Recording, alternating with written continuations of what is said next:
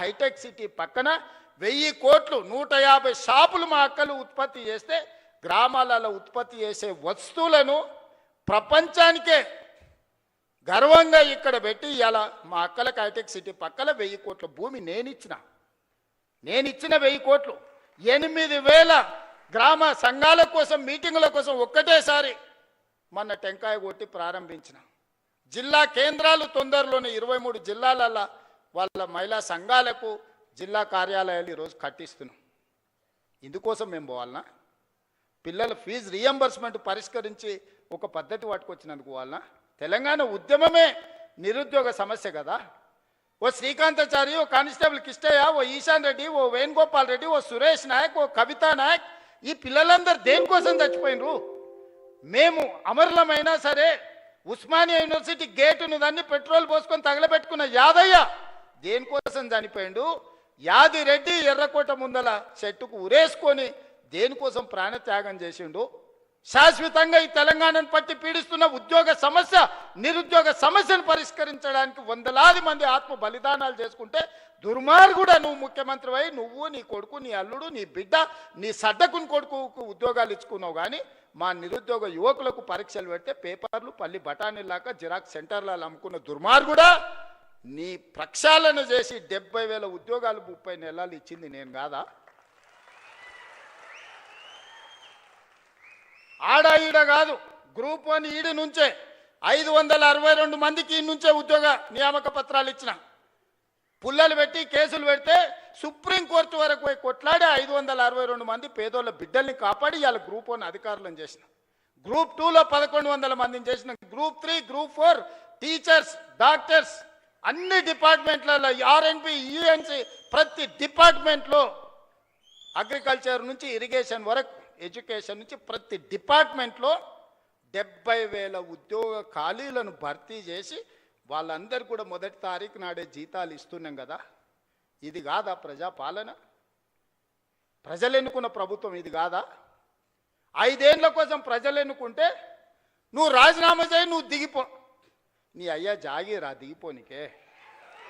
మీ తాతల గడి అనుకుంటున్నావా? గడి ముందల లేకపోతే మేమేమన్నా బానిసలం అనుకుంటున్నావా? ఏమనుకుంటున్నావు? బిడ్డ దుక్కి దున్నే చేతులు ఇవన్నీ ఉన్నాయి. నువ్వు అనుకుంటున్నావేమో మళ్ళా రావాలి, వస్తాడు, తిరుగుతాడు అని. వస్తే ఏమిస్తాడు? ఏమి చేయడు? మీరు ఆలోచన చేయండి సోదరులారా. రైతు రుణమాఫీ చేయడు, రైతు భరోసా ఇవ్వడు, నిరుద్యోగ సమస్య తీర్చడు, పండించిన పంట కొనడు. ఊరేసుకుంటే ఊరేసుకున్నట్టే అని చెప్పినోడు ఇవాళ 2,88,00,000 మెట్రిక్ టన్నుల ఉత్పత్తిని చేయటమే కాకుండా అన్ని ఒడ్లు ఉత్తమ్ కుమార్ రెడ్డి గారు కొని చూపించిండు. అట్లా చెప్పినోడు ఆయన ఫామ్ హౌస్లో 100 ఎకరాల వరి పండించుకుంటే 4,200 క్వింటాలు అమ్ముకున్నాడయా. మనకు 2,000 దిక్కు లేదు, ఆయనకు 4,200 ఏమో వడ్ల బదులు బంగారం పండిస్తున్నాడే ఫామ్ హౌస్లో. ఏమైనా గంజాయి పండిస్తున్నాయి, ఎటకెళ్ళి వస్తాయి? అంటే అధికారం ఉంది కదా అని నీ భూమిలో పండించిన పంటకు 4,200 కంపెనీలను వంగబెట్టి గుంజుకొని నువ్వా? ఆయన చేయగలిగింది ఒక్కటే, మళ్ళీ వచ్చిందంటే మీరు భార్యాభర్తలు మాట్లాడుకున్నా మీ ఫోన్లు ఇనుడు తప్ప ఇంకో పని చేయడు. ఫామ్ హౌస్లు ఎందుకుంటాడు? రాజకీయ నాయకులే విన్నాడంటే అర్థం ఉంది, అధికారుల ఫోన్లు విన్నాడంటే, నిఘా పెట్టిండంటే అర్థం ఉంది. పడనోళ్ళ గురించే దాన్ని విన్నాడంటే సరే ఏదో పడదు కాబట్టి విన్నాడని. అరే పిల్ల మొగులు మాట్లాడుకునేది నేను సిగ్గులేనోడు ఎవడని ఉంటాడా? ఏం బతికే అది బతక? అది కూడా బతికేనా? ఆఖరికి కన్న బిడ్డ కూడా చెప్పాను, నేను నా మొగుడు మాట్లాడుకున్నది కూడా ఈ దుర్మార్గులు విన్నారు అని చెప్పిందా లేదా? నేను కదా ఆయన సొంత బిడ్డనే చెప్పిందా? ఇంకెందుకే సిగ్గులేని బతుకు బాయిల దుంకి సావక? ఇంతకంటే సిగ్గులేని బతికేదాన్ని ఉంటుందా? ప్రతిపక్షాల వింటివి, అధికారుల ఫోన్లు వింటివి, పడనోళ్ళ వింటివి, పక్క రాష్ట్రాల్లో వింటివి, ఆఖరికి ఆలుమొగలు మాట్లాడుకుంటూ కూడా వాళ్ళ ఫోన్లు విని నీ పైశాచిక ఆనందం ఏందని నేను అడుగుతున్నా. అందుకోసం ఆయన మళ్ళా రావాలనా? పాపాల భైరవుడు అంట ఫామ్ హౌస్లు ఉన్నాడంట, మళ్ళీ రావాలనంట. ఆయన కోసం అంట మన అందరం ఎదురు చూస్తున్నామంట. ఇది వీళ్ళ జాతి, వీళ్ళ నీతి.